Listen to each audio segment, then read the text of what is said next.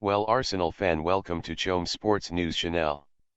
Arsenal lineups vs Porto as Kai Havertz dropped and Jorginho decision made.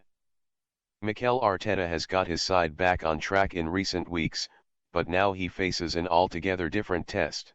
The Spaniard has been able to manage a relatively thin squad with one game a week, but, with Champions League football back, he will have to balance the demands of multiple competitions. Arsenal are well and truly favourites to go past Porto, but after failing to progress beyond the round of 16 in over a decade, Arteta faces a raft of selection headaches. Luckily for him, Football.London's Gunners writers Kai Havertz and Tom Canton are on hand to decide who he should pick for Wednesday's clash at Estadio Dragao. Below they choose their starting eyes for the match.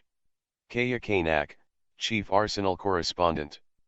I think the ship has well and truly sailed on Aaron Ramsdale's chances of being Arsenal's Champions League goalkeeper, so it's David Raya in nets for me. Perhaps, though, we can think about Ramsdale for the second leg if things go well here. In defense, it doesn't seem as though Takehiro Tomiyasu or Oleksandr Zinchenko are going to be fit, so I'm sticking with Jakub Kiwior at left back.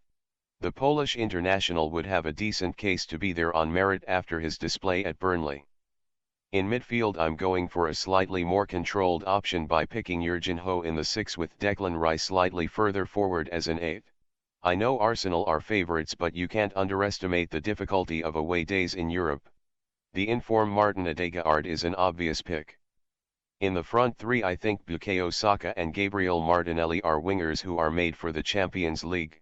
They seem to really enjoy the spaces they're afforded in this competition. Through the middle, meanwhile, I'm opting for Leandro Trossard over Kai Havertz.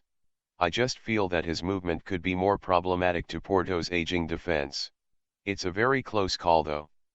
Kaynak's Arsenal 11 vs Porto: Raya, White, Saliba, Gabriel, Kiwior, Jorginho, Rice, Odegaard, Saka, Trossard, Martinelli. Tom Canton, football writer. Arsenal travel to FC Porto emboldened by a couple of returnees in the squad. Fabio Vieira and Thomas Partey both were spotted in training ahead of the clash by Football.London, present at the Sobha Realty Training Centre for the session.